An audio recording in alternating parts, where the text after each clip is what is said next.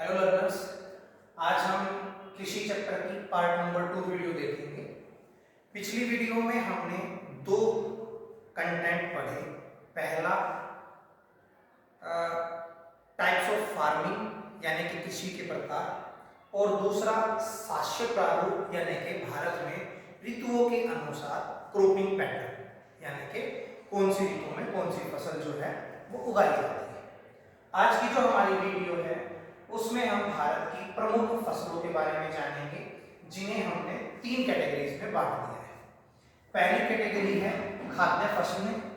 खाद्य फसलों से आप क्या समझ ही गए होंगे, जैसे कि इसका यहाँ पर नाम आपको नजर आ रहा है खाद्य, यानी कि जो खाने के काम आती हैं, जो हमारे खाद्य पदार्थ हैं उनसे संबंधित फसलें हैं, जैसे गेहूँ, चावल और मोटा अनाज, ज्वार, बाजरा, जिनको आप मिलेट्स भी कहते हैं, उसको यूज किया जाता है। उसके बाद नकदी फसलें, जैसे कि हमने रोपण कृषि में पढ़ा था कि कुछ फसलें ऐसी हैं जो औद्योगिक धंधों या औद्योगिक जो हमारे क्रियाएं हैं उनके लिए कच्चा माल प्रोवाइड करती है। तो जो नकदी फसलें हैं जैसे कि चाय, कॉफी, रबड़, जूट, कपास। जूट और कपास आप जानते ही हैं, क्लोथिंग सेक्टर में है, कपड़ा जो उद्योग है उसमें कच्चे माल की तरह इनका प्रयोग किया जाता है। तो ये नकदी फसलें हैं। इसके बाद बागवानी फसलें, जैसे कि इसका नाम है, बाग से संबंधित हैं, तो फल, फूल और सब्जियां इसमें इंक्लूड होगी। तो आज की जो हमारी वीडियो है उसमें हम खाद्य फसलों के बारे में बात करेंगे। खाद्य फसलें जिनका यूज हम अपनी डेली लाइफ में भरण पोषण के लिए करते हैं। तो मैंने एक टेबल आपके सामने ड्रॉ की है और इसमें कोशिश की है खाद्य फसलों से संबंधित जो जानकारी है या इनको जिस तरीके की जलवायु परिस्थिति चाहिए वो डाटा आपके पास आ जाए। देखने में ये डाटा आपको बहुत सारा लग रहा है, लेकिन जब आप इसे थोड़ा सा बैठ के पेशेंसली समझेंगे तो बड़ा आसान है, सिंपल है, आप इसे आराम से कर पाएंगे। सबसे पहले मैंने इसको एक टेबल की फॉर्म में आपके लिए लिखा है। पहले मैंने फसल का नाम लिखा है, उसके बाद उसकी बुआई यानी कि वो किस महीने में बोई जाती है, उसके बाद कटाई किस महीने में काटी जाती है, उसके बाद उसे कितना तापमान चाहिए, उसको बारिश कितनी चाहिए, पानी कितना चाहिए, कोई अन्य जलवायु कारक जो स्पेसिफिक उस फसल के लिए है, उसके बाद वो फसल किस राज्य में अधिक जो है कृषि की जाती है, उस फसल की उत्पादक राज्य कौन से हैं, और फिर मैंने लास्ट में लिखा है उससे संबंधित कोई विशेष बात जो हमें याद रखनी है, थोड़ी सी इंटरेस्टिंग फैक्ट्स हैं जो हमें पढ़कर के अच्छा लगेगा। तो सबसे पहले हम ले लेते हैं चावल। अगर आप चावल की बात करते हैं तो हमने पार्ट 1 जो वीडियो देखी थी उसमें आपको बताया था कि चावल खरीफ की फसल है। अब जैसे ही आपके सामने बात आई कि चावल खरीफ की फसल है, तो हमें ये बात पता है कि खरीफ, मैंने आपको याद भी कराया था, खरीफ का मतलब खराब, यानी कि मौसम हो गया खराब। कब खराब होता है? जब बारिश का मौसम होता है, यानी कि ये बारिश के मौसम में बोई जाती है। इसका बुआई का महीना जो है वो जून से जुलाई हो जाएगा। मानसून आने पर इस फसल को बोया जाता है, सिंपल। उसके बाद इसको काटा जाता है सितंबर से अक्टूबर के महीने में। अब बात आती है कि इसे तापमान कितना चाहिए और बारिश यानी कि पानी कितना चाहिए। जब तापमान की बात करेंगे तो बेटा मानसून के समय में तापमान कम से कम 25 डिग्री सेल्सियस तो होगा ही होगा। 25 डिग्री सेल्सियस से ऊपर का तापमान चावल की फसल के लिए अच्छा है, ठीक है। इसके साथ साथ चावल की फसल को पानी भी ज्यादा चाहिए और नमी भी ज्यादा चाहिए। पानी तकरीबन 100 सेंटीमीटर बारिश उस एरिया में होनी चाहिए और आर्द्रता अधिक होनी चाहिए अगर आपकी चावल की जो खेती है वो बेहतर हो, ठीक है। अब इसके लिए आपको याद हो गया, आपने सिर्फ एक ही बात याद की कि चावल खरीफ की फसल है, तो आपको महीना याद हो गया, जून जुलाई। कटेगा कब? जो है सितंबर अक्टूबर के महीने में। टेम्परेचर कितना बताया? 25 डिग्री सेल्सियस से अधिक। बारिश कितनी बताई? 100 सेंटीमीटर से अधिक। इसके साथ साथ आर्द्रता क्या बताई? अधिक। अब ले लेते हैं इसके एरियाज। बिल्कुल रट्टा मारने की जरूरत नहीं है, सिंपली आपको पता है हरित क्रांति के दौरान चावल और गेहूं ये दोनों हरियाणा, पंजाब और पश्चिमी यूपी में इनका उत्पादन बढ़ा था। उसके पीछे कारण था कि यहाँ पे सिंचाई साधन अच्छा था, नहरों का जाल अच्छा है, पंजाब पंज जमा आब, वहां पर 5 नदियां हैं, तो पानी की से कोई फसल को कोई कमी नहीं होती इन क्षेत्रों में। तो ये पंजाब, हरियाणा और पश्चिमी यूपी आसानी से आप याद कर लेंगे। उसके साथ साथ अगर आप भारत में देखेंगे, ये एरियाज आपने देख लिए हैं,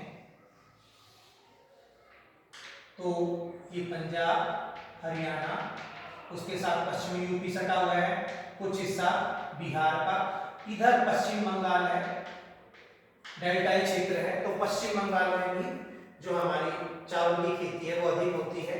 उसके साथ साथ आप नीचे उतर जाए, नीचे का मतलब है यहाँ ये आपका पूर्वी तट है, यहाँ पर खेती अच्छी होती है। पूर्वी तट का मतलब यहाँ उड़ीसा हुआ, ठीक है, आंध्र प्रदेश हुआ, तमिलनाडु हुआ, और यहाँ इस तरफ केरल, पश्चिमी तट पर केरल में भी चावल की खेती होती है, लेकिन थोड़ी गौण है, इतनी नहीं होती जितनी पूर्वी तट पर होती है। तो कौन कौन से एरियाज मैंने आपको बताए, पूर्वी पंजाब, हरियाणा, पश्चिमी यूपी, उसके बाद जब पूर्वी बिहार, आप असम में चले जाएंगे, अरुणाचल प्रदेश, असम अरुणाचल प्रदेश वाला ये एरिया, झारखंड, छत्तीसगढ़, पश्चिम बंगाल जो कि डेल्टाई क्षेत्र है, उड़ीसा, आंध्र प्रदेश, तमिलनाडु और केरल, ये इसके उत्पादक राज्य हैं। ठीक है, आप इसमें से जितने राज्यों के नाम याद कर सकते हैं आप कर लीजिए। अब आते हैं चावल से संबंधित एक विशेष जानकारी। चीन चावल की खेती में प्रथम स्थान पर है और भारत चावल की खेती में द्वितीय स्थान पर है। इसके साथ साथ पंजाब से एक इंपॉर्टेंट फैक्ट निकल कर आता है कि पंजाब चावल की खेती या धान की खेती को बेहतर करने के लिए उर्वरकों का प्रयोग करने वाला, सबसे ज्यादा फर्टिलाइजर्स, केमिकल्स का यूज करने वाला राज्य है पंजाब। और पंजाब से प्रोडक्शन तो बढ़ी है, उत्पादकता तो जो पंजाब की है वो ज्यादा है चावल की, लेकिन उसकी क्वालिटी जो है यानी कि गुणवत्ता जो है वो कम है। और ऐसा भी पिछले कुछ सालों में ऑब्जर्व हो रहा है कि गुणवत्ता इतनी कम है कि ये हमारे शरीर को नुकसान भी पहुंचा रही है। ठीक है, तो ये हो गया चावल। उसके बाद हमने खाद्य फसल ली। चावल को एक बात और बताऊं, चावल भारत में सबसे ज्यादा खाया जाता है। ज्यादातर जो लोग हैं वो चावल को एक खाद्य अन्न की तरह यूज करते हैं। यहीं पर एक पॉइंट और आपके साथ शेयर किया जा सकता है, चावल एक वाणिज्य फसल भी है। अगर आप पंजाब में बात करोगे तो पंजाब के लोग चावल इतना खाते नहीं हैं, लेकिन उसका प्रोडक्शन करते हैं, उत्पादन करते हैं और बेचते हैं, तो वहां वाणिज्य फसल है। लेकिन अगर आप उड़ीसा की बात करोगे, उड़ीसा में जो चावल का खपत है, यानी कि उड़ीसा के लोग चावल जो है वो ज्यादा खाते हैं। उसका कारण ये भी है कि वो एक जो है ना तटीय क्षेत्र है और वहाँ पे मछली उन्हें मिल जाती है, तो चावल मछली का कॉम्बिनेशन बड़ा अच्छा फूड उनके लिए है, वो लोग उसे खाते हैं। तो यहाँ सिर्फ कोई जीविका निर्वाह कृषि का हिस्सा है, वाणिज्य का नहीं है। उड़ीसा के लोग वहाँ पर चावल का प्रोडक्शन ओवर प्रोडक्शन नहीं है पंजाब की तरह। अब बात करते हैं हम गेहूं की।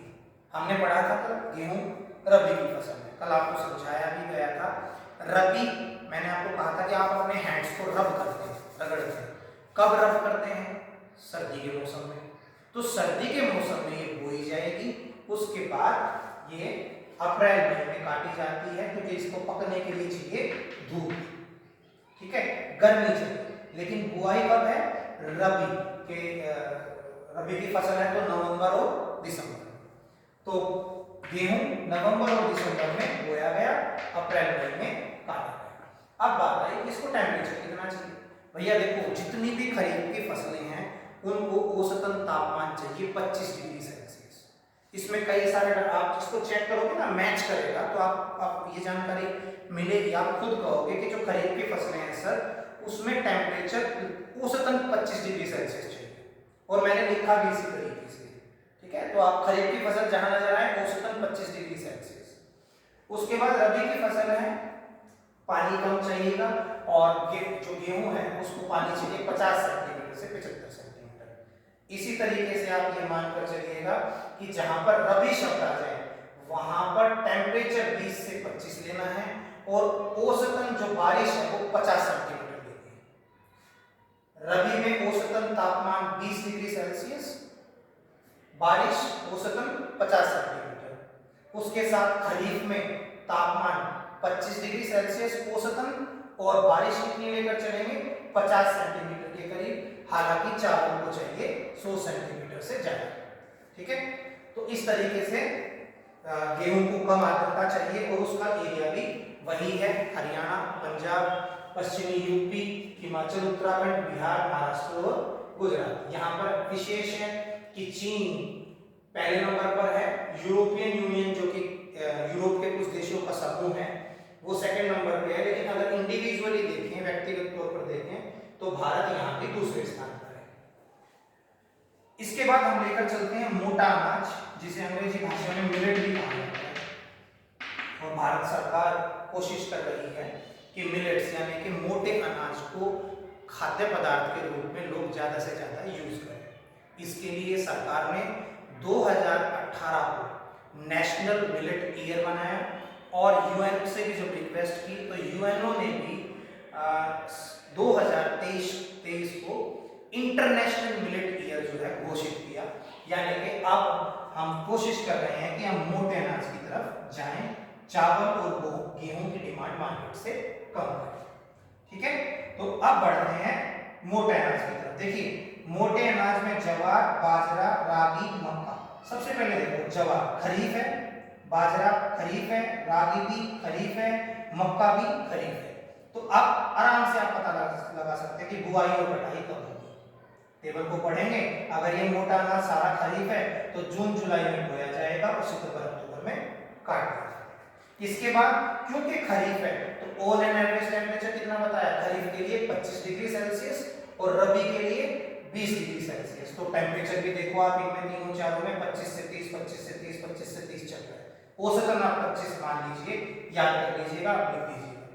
बारिश की अगर बात करो तो मोटे अनाज को बारिश कम चाहिए 50 सेंटीमीटर, ये देखिए 40 centimetre, 40 centimetre, on an average 50 centimetre. वही रूल खरीफ है तो ऑन एन एवरेज 50 सेंटीमीटर बारिश चाहिए और temperature on an average 25 degree Celsius. ठीक है, अब यहाँ पर आप देखेंगे कि ये फसलें किस किस कौन सा राज्य इसका उत्पादक राज्य है। यहाँ पर आप ध्यान रखिएगा कि जो मिलेट्स हैं यानी कि मोटा अनाज है वो पोषक तत्वों से भरपूर है, उनमें बहुत ज्यादा ताकत है, आयरन, कैल्शियम, स्पेशली रागी के लिए लिखा गया है उसमें आयरन और कैल्शियम होता है। ठीक है, अब इसके बाद हम लेकर चलते हैं दलहन। दलहन मतलब दाल, दाल से जुड़ते हैं। दाल में अगर आप देखोगे तो चना और मटर ये रबी की फसल है, इसके साथ साथ उड़द और मूंग, अरहर की जो दालें होती हैं ये खरीफ की फसल है। तो दलहन और जो दाल है, दलहन दालें हैं उसमें चना मटर रबी की और उड़द और मूंग अरहर खरीफ की। उसके अकॉर्डिंग आप अपने आप इसकी तापमान, वार्षिक वर्षा देख सकते हैं। अच्छा बच्चों, एक चीज आप विशेष ध्यान रखेंगे, जहां पर मैंने आपको मोटा अनाज बताया है वहां पर मैंने पहले लिखा है शुष्क, उसके बाद लिखा है आर्द्र। यानी कि जब हम इस फसल को बुआई करते हैं उस समय पे हमें शुष्क मौसम चाहिए, सूखा, नमी नहीं चाहिए। और जैसे जैसे ये फसल हमारी बड़ी होती है और वेजिटेटिव स्टेज में आती है, वेजिटेटिव का मतलब होता है जब इसमें से पत्तियां या इसका तना बनना शुरू होता है, तो हमें जो है आर्द्र मौसम चाहिए, आर्द्र जलवायु चाहिए, यानी कि हवा में पानी की मात्रा अधिक चाहिए, ह्यूमिडिटी चाहिए। ठीक है, अब आगे बढ़ते हैं। अब हमारा लास्ट बचा तिलहन। तिलहन में मूंगफली खरीफ की फसल है, उसके बाद नारियल तेल ये भी खरीफ की फसलें हैं, सरसों रबी की फसल है। अब इसके हिसाब से आप अपना तापमान, बारिश कितनी चाहिए ये भी जानकारी आपको मिल जाएगी। आमतौर पर जो तिलहन होता है वो खाने के लिए भी यूज होता है और उसके साथ साथ इसका जो तेल इन तिलहनों से निकलता है उसका यूज हम अपना खाना बनाने में भी करते हैं, साथ ही जो कॉस्मेटिक है, कॉस्मेटिक बनाने में भी इन तेल का यूज किया जाता है। यहाँ पर जब आप देखोगे तो दाल के उत्पादन में भारत पहले नंबर पर है, जबकि अगर तिलहन देखा जाए तो चीन पहले नंबर पर और भारत दूसरे नंबर पर। तो ये हैं जलवायु परिस्थितियों के अनुसार भारत में जो खाद्य फसलें हैं उससे संबंधित जानकारी। बिल्कुल आसान है, आप इस डाटा को देखकर घबराइएगा मत कि इतनी सारी चीजें हम कैसे याद करेंगे। बहुत आसान है, मैं फिर आपको 1 मिनट में कंक्लूड करके बताता हूं। कंक्लूड करते हैं, देखिए जो भी फसल आपको खरीफ की फसल लग रहा है, जैसे चावल, खरीफ की फसल चावल, ठीक है, वहां पर आप पाएंगे कि औसतन तापमान, जो औसतन तापमान है वो आप 25 डिग्री सेल्सियस लेकर चले, और औसतन जो वर्षा है वो चावल का केस याद रखना कि तकरीबन 100 सेंटीमीटर से ज्यादा चाहिए। बाकी जितनी भी फसलें हैं वहां ऑन एन एवरेज 50 सेंटीमीटर भी काफी है, ठीक है। जबकि जो रबी की फसलें हैं वहां पर औसतन तापमान 20 डिग्री सेल्सियस रहेगा, जैसा कि गेहूं में आप देखोगे कि 20 से 25 डिग्री सेल्सियस चाहिए, और ऑन एन एवरेज यहां पर भी औसतन 50 सेंटीमीटर बारिश चाहिए, ठीक है। थोड़ा दाल को बारिश ज्यादा चाहिए, 75 सेंटीमीटर से 100 सेंटीमीटर। तो आज हमने सीखा भारत की जो खाद्य फसलें हैं उनकी जलवायु परिस्थितियां कैसी होनी चाहिए, किस फसल के लिए जलवायु परिस्थिति क्या है, तापमान कितना चाहिए, आर्द्रता क्या चाहिए, और उसके साथ साथ आपने देखा कुछ विशेष फैक्ट्स देखे, उनके उत्पादक राज्य देखे। ओके, तो मैं आशा करता हूं कि आपको ये समझ में आया होगा। जय हिंद, जय भारत।